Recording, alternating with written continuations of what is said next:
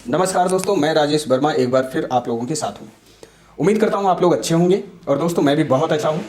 तो आज बेसिकली सवाल ये है कि भाई किस टॉपिक पे हम लोग बात करने वाले हैं। तो दोस्तों यहाँ पे थोड़ी सी मैं यहाँ पे चर्चा करने वाला हूँ इनकम टैक्स हाउस प्रॉपर्टी को लेके कि लोगों की बहुत सारी क्वेरी होती है कि भाई हमने अपनी प्रॉपर्टी को लेट आउट कर दिया है। अब वो चाहे उन्होंने दुकान के पर्पज से लेट आउट कर रखा है या किसी रेजिडेंशियल पर्पज से लेट आउट कर रखा है, तो उसकी इनकम क्या हमें अपनी इनकम टैक्स रिटर्न के साथ फाइल करनी चाहिए या नहीं करनी चाहिए। ठीक है। अगली क्वेरी लोगों की ये होती है कि हमने एक प्रॉपर्टी जो है वो किराए पे ले रखा है और उस प्रॉपर्टी को फिर हमने किराए पे दे रखा है, तो इसमें कैसे टैक्स ट्रीटमेंट इसमें किया जाए। और अगली क्वेरी हमारे पास ये भी आई हुई है कि भाई इनकम फ्रॉम हाउस प्रॉपर्टी जो रेंटल इनकम आ रही है उसको अपनी इनकम टैक्स रिटर्न में क्या हम तभी दिखा सकते हैं जब हम प्रॉपर्टी के ओनर हों।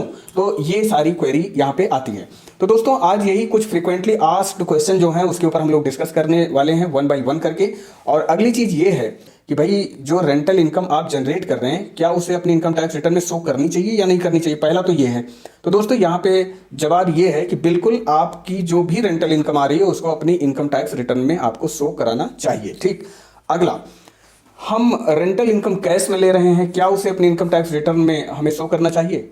जी हाँ, जवाब यही होगा कि बिल्कुल आपको अपने इनकम टैक्स रिटर्न में उसे शो करना चाहिए। आपने कैश में रेंट ले रखा है तब भी। अगला ये है कि हमारी जो रेंटल इनकम आ रही है वो हमारे बैंक अकाउंट में आ रही है, क्या हमें अपनी इनकम टैक्स रिटर्न में शो करना चाहिए? बिल्कुल सर, आपको अपनी इनकम टैक्स रिटर्न में शो करनी चाहिए उसको। अब यहाँ पे बहुत सारे लोग किस तरीके से मैनिपुलेट कर रहे हैं कि अपनी रेंटल इनकम को हाइड करने के लिए वो रेंट को कैश में ले रहे हैं। तो यहाँ पे दोस्तों क्या है कि रेंटल इनकम चाहे आप कैश में ले रहे हो या चाहे आप ले रहे हो बैंकिंग चैनल के थ्रू, तो आप अपनी इनकम टैक्स रिटर्न में उसे फाइल करिए और उस इनकम को शो करिए और उस पर जो रेलिवेंट टैक्स बनता है उसको आप डिपॉजिट करिए गवर्नमेंट को। ठीक है। तो there are various queries on which we are going to discuss right now. तो यहाँ पे हम लोग बात करने वाले हैं कुछ फ्रीक्वेंटली आस्क्ड क्वेश्चन जो बड़ी प्रोमिनेंट क्वेश्चन लोगों के द्वारा पूछे जाते हैं, तो उस पर हम लोग यहाँ पे बात करेंगे। तो आइए वन बाय वन करके मूव करते हैं और देखते हैं उसका जो भी लोगों की क्वेरी होती है उसका जवाब क्या होगा। तो दोस्तों अब हम लोग आ गए हैं इनकम टैक्स डिपार्टमेंट की साइट पे और यहाँ पे इनकम टैक्स डिपार्टमेंट ने कुछ फ्रीक्वेंटली आस्क्ड क्वेश्चन का यहाँ पे क्वेरी का जो है वो रिप्लाई कर रखा है कि आप इनकम को किस तरीके से ट्रीट करेंगे। तो आइए जो बहुत ज्यादा इंपॉर्टेंट एफएक्यूज हैं उसके ऊपर हम लोग वन बाय वन करके डिस्कस करते हैं। तो पहला जो लोगों की क्वेरी होती है उसके ऊपर हम लोग बात करने वाले हैं कि फर्स्ट क्वेरी जो लोगों की होती है वो क्या होती है कि is rental income from subletting chargeable to tax under the head income from house property. कि दोस्तों अगर मान लीजिए आपने कोई प्रॉपर्टी किराए पे ले रखा है और फिर पुनः उसको आपने किराए पे किसी को दे रखा है, तो क्या उसको इनकम फ्रॉम हाउस प्रॉपर्टी में लेंगे? तो दोस्तों इसका जवाब ये है कि rental income in the hand of owner is chargeable to tax under the head income from house property. यानी कि जो प्रॉपर्टी का मालिक होगा, ओनर होगा, लीगल ओनर, उनके हैंड में income from house property taxable होगी। Rental income of a person other than the owner can not be charge to tax under the head income from house property. यानी कि owner के अलावा अगर किसी को रेंट मिल रहा है तो वो इनकम फ्रॉम हाउस प्रॉपर्टी में टैक्सेबल नहीं होगा, इनकम जो है हाउस प्रॉपर्टी के अंडर में नहीं आएगा। तो इस प्रकार से कहा जा सकता है कि रेंटल इनकम जो सब लेटिंग से मिल रहा है, मतलब किराए पे लेके किराए पे उठाया गया उससे जो रेंट आ रहा है, can not be charge under the head income from house property. और इस इनकम को अब ये है कि कहां दिखाया जाए, तो इनकम फ्रॉम अदर सोर्स में या profit and gain from business और प्रोफेशन एज द केस में भी, वो डिपेंड करता है कि किस तरीके का नेचर ऑफ एक्टिविटी कैसा है। ठीक है। ओके। तो दोस्तों अब यहाँ पे सेकंड क्वेरी ये है कि whether rental income could be charge to tax in the hand of a person who is not a registered owner of the property. यानी कि जो प्रॉपर्टी के रजिस्टर्ड ओनर नहीं है, क्या उनके हैंड में रेंटल इनकम टैक्सेबल होगी under the head house property? तो दोस्तों जैसा कि मैंने पहले ही क्लियर कर दिया कि rental income under the head house property में टैक्सेबल होने के लिए उसका ओनर होना बहुत जरूरी है। ओनर ऑफ द प्रॉपर्टी कहने का मतलब ओनर के हैंड में ही उसकी टैक्सेबिलिटी बनती है under the head income from house property. कुल मिला जुला के यहाँ पे हाउस प्रॉपर्टी को rental income under the head house property में टैक्सेबल होने के लिए ओनरशिप जरूरी होती है। ठीक है, ओनरशिप उसकी जरूरी होती है। तो दोस्तों यहाँ पे थर्ड क्वेरी ये है, under which head is the rental income from a shop charge to tax. यानी कि आपने कुछ दुकानें किराए पे दे रखी है लोगों को, ठीक है, तो उसको किस हेड में टैक्सेबल किया जाए, किस हेड में उस इनकम को लिया जाए? तो दोस्तों to tax the rental income under the head income from house property the rented property should be building और लैंड अपॉर्चुनेट देयर टू। यानी कि जो रेंट पे आपने दे रखा है वो रेंटेड प्रॉपर्टी जो होनी चाहिए, बिल्डिंग, लैंड अपॉर्चुनेट, उससे जुड़ी हुई चीजें होनी चाहिए। Shop being a building, shop को किस तरीके से आप कहेंगे? शॉप एक बिल्डिंग है, rental income will be charge to tax under the head income from house property. यानी कि जो शॉप आपने लेट आउट कर रखा है, किराए पे दे रखा है, उसकी इनकम जो है इनकम फ्रॉम हाउस प्रॉपर्टी में टैक्सेबल की जाएगी। ओके, तो यहाँ पे जो नेक्स्ट क्वेश्चन है वो ये है लोगों का कि what is the tax treatment of composite rent when the composite rent pertains to letting of building along with other assets. यानी कि कंपोजिट रेंट आपको आ रहा है, आपने बिल्डिंग को किराए पे उठा रखा है, लेकिन उसके साथ आपने उसमें कुछ फर्नीचर है, कुछ मशीनें हैं, कुछ और भी चीजें हैं जो आपने किराए पे दे रखा है। यानी कि मैं बात करूं तो एक फर्निश्ड घर आपने किसी को किराए पे दे रखा है, ठीक है। तो ऐसे केस में उस पे टैक्स ट्रीटमेंट किस तरीके से होगी। तो दोस्तों यहाँ पे बात आ रही है कंपोजिट रेंट की। कंपोजिट रेंट का मतलब आपको जो है बिल्डिंग का रेंट और अदर एसेट्स जो आपके बिल्डिंग में है उसका दोनों का रेंट आपको मिल रहा है। तो इनको दो नजरिए से यहाँ पे देखा जाएगा। पहली चीज, जो कंपोजिट रेंट आपको मिल रहा है वो दोनों का मिल रहा है, ठीक है। एक तो बिल्डिंग का भी रेंट मिल रहा है और अदर एसेट्स जो आप दे रहे हैं यूज करने का उसका रेंट मिल रहा है। अगर वो इनसेपरेबल है, यानी कि दोनों रेंट को अलग अलग नहीं किया जा सकता कि बिल्डिंग का कितना रेंट है या एसेट्स का कितना रेंट है, तो ऐसे केस में जो वो कंपोजिट रेंट है दोस्तों वो टैक्सेबल होगा। यानी कि इनकम टैक्स रिटर्न में कहां पे फाइल करेंगे आप? Profit and gain of business और प्रोफेशन में या इनकम फ्रॉम अदर सोर्स में, ठीक है। एज द केस में भी वो देखा जाएगा नेचर किस नेचर की एक्टिविटी वो नजर आ रही है, तो उस हिसाब से इन दोनों हेड में से कोई एक हेड में आपका जो है इनकम टैक्स फाइल किया जाएगा, ठीक है, उस रेंट का, कंपोजिट रेंट का।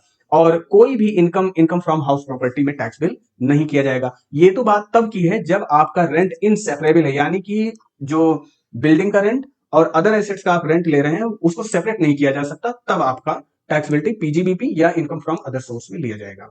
अगला यहाँ पे ये है कि भाई जो आप कंपोजिट रेंट बिल्डिंग का और अदर एसेट्स का ले रहे हैं वो सेपरेबल है, यानी कि अलग अलग आप ले रहे हैं। दोनों रेंट को अलग अलग किया जा सकता है, इस तरीके का पहले से एग्रीमेंट है कि भाई 10,000 रुपए बिल्डिंग का रेंट होगा और 2,000 रुपए अदर एसेट्स के होंगे। 12,000 रुपए रेंट आ रहे हैं तो 12,000 यानी कि that 12,000 can be separated, 10,000 for building and 2,000 for other assets. तो ऐसे केस में दोस्तों क्या होगा कि इसकी जो टैक्सबिलिटी है कि will be charge to tax under the head income from house property में इसको टैक्स बिल किया जाएगा। And rent of other assets will be charge to tax under the head of profit and gain of business of profession और income from other source. यानी कि जो building वाला rent आ रहा है वो तो इनकम फ्रॉम हाउस प्रॉपर्टी में टैक्स बिल हो जाएगा, और जो अदर आप एसेट्स का रेंट ले रहे हैं 2,000 रुपए, वो आपका पीजीबीपी में या इनकम फ्रॉम अदर सोर्स में यहाँ पे टैक्स बिल हो जाएगा, ठीक है। तो ये यहाँ पे मेरे विचार से क्लियर हो गया। जहां पे आप कंपोजिट रेंट पा रहे हैं, अब कंपोजिट रेंट सेपरेबल है तो क्या ट्रीटमेंट है, और नॉन सेपरेबल यानी कि इन केस ऑफ वो सेपरेट नहीं किया जा सकता तो क्या टैक्स ट्रीटमेंट यहाँ पे होगा। इस पे मेरे विचार से ये बात क्लियर होगी। तो अगली क्वेरी यहाँ पे लोगों की क्या होती है कि what is the tax treatment of composite rent. यहाँ पे भी कंपोजिट रेंट की बात की जा रही है।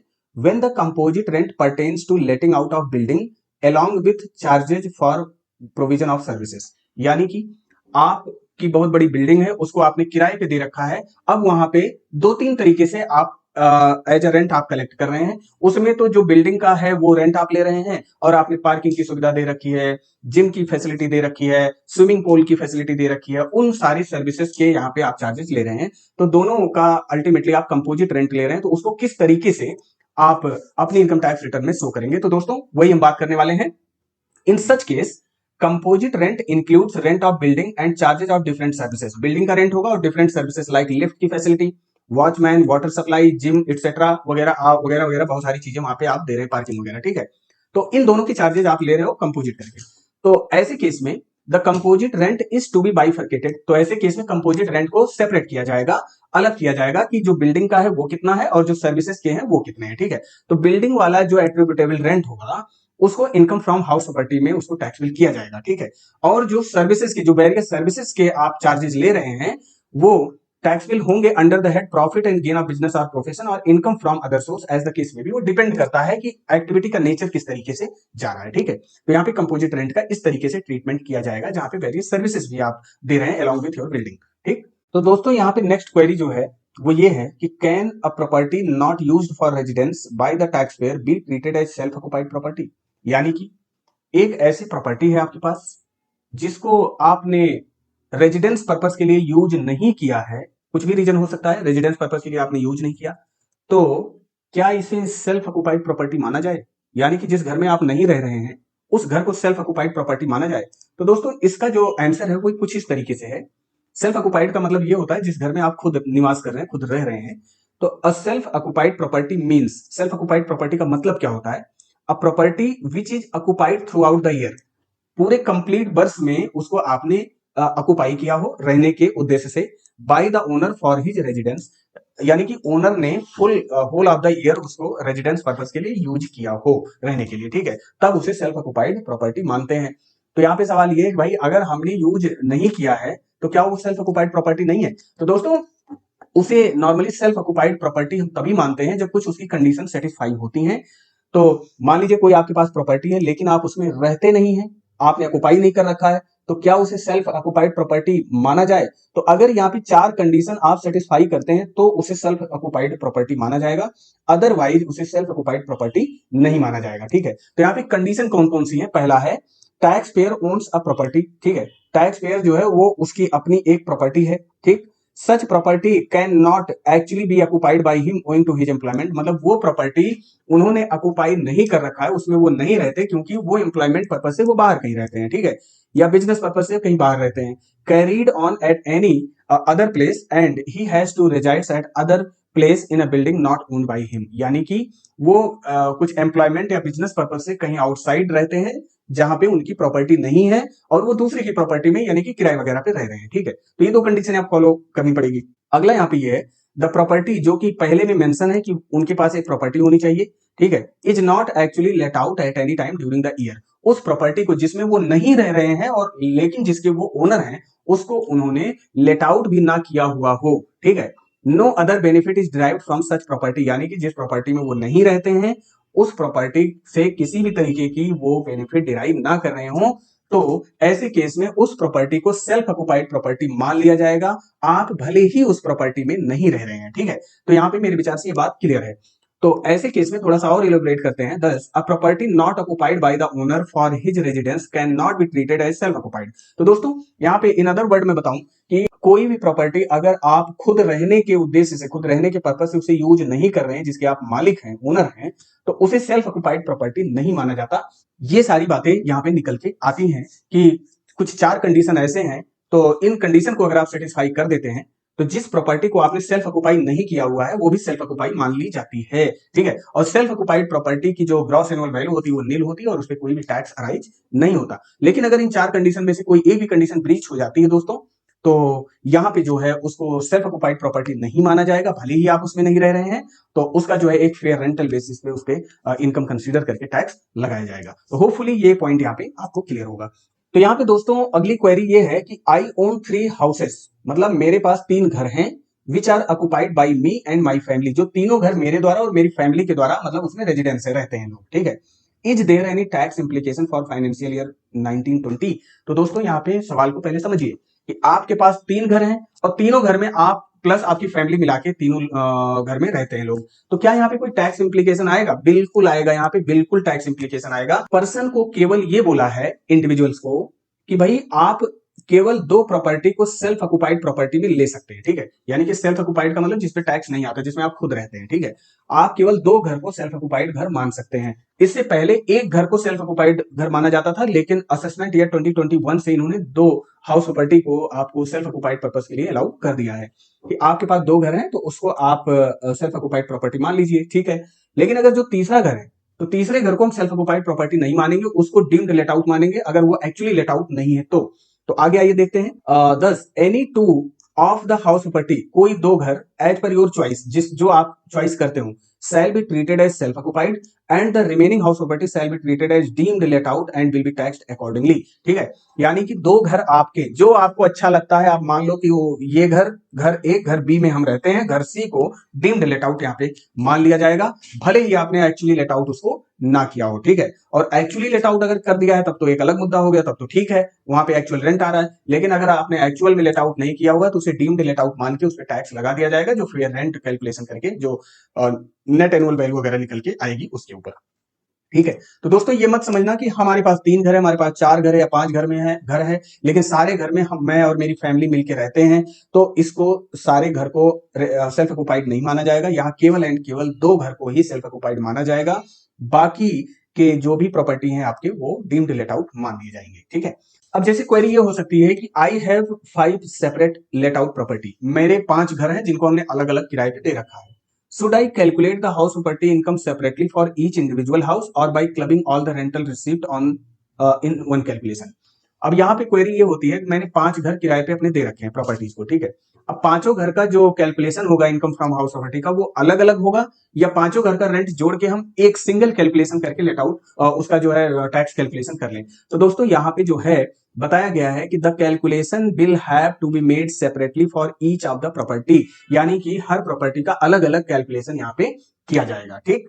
तो ऐसा नहीं है कि पांचों का रेंट आपने ऐड कर लिया और उसके बाद वन शॉट में सिंगल कैलकुलेशन में आपने इनकम निकाल दी, तो ऐसे यहाँ पे नहीं होगा, उसका सेपरेट कैलकुलेशन हर प्रॉपर्टी का किया जाएगा।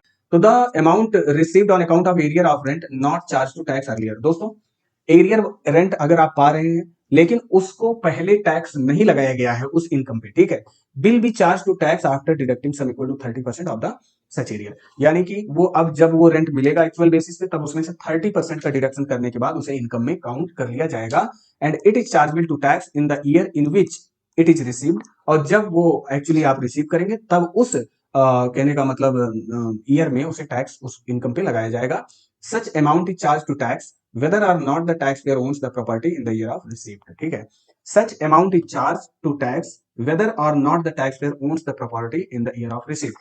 अब दोस्तों यहाँ पे क्या होता है कि मान लीजिए वो जो एरियर वाला रेंट था, एरियर रेंट मिलने से पहले ही आपने उस प्रॉपर्टी को ही सेल कर दिया, उसके बाद आपको एरियर रेंट मिल रहा है और आप ये कह रहे हैं कि जो हमें अब रेंट मिल रहा है एरियर वाला, अब तो उस प्रॉपर्टी का मैं मालिक भी नहीं हूं। तो ऐसे केस में आप डिप्राइव नहीं कर सकते, आपको उस पे इनकम फ्रॉम हाउस प्रॉपर्टी में ही टैक्स देना पड़ेगा, बिकॉज की ये इनकम जबकि ये बिलोंग करती है उस समय आप उसके ओनर रहे हैं, ठीक है। तो ये सारी यहाँ पे फ्रीक्वेंटली आस्क्ड क्वेश्चन थे दोस्तों, तो वन बाय वन करके कुछ इंपॉर्टेंट यहाँ पे क्वेश्चन पे हमने डिस्कस किया। तो होपफुली दोस्तों ये वीडियो आपको अच्छी लगी होगी। Thank you very much for giving me your potential time. Take care, bye bye, and for any advice or any information you can write me in comment box and definitely I will reply for that. Thank you very much for dedication of your time.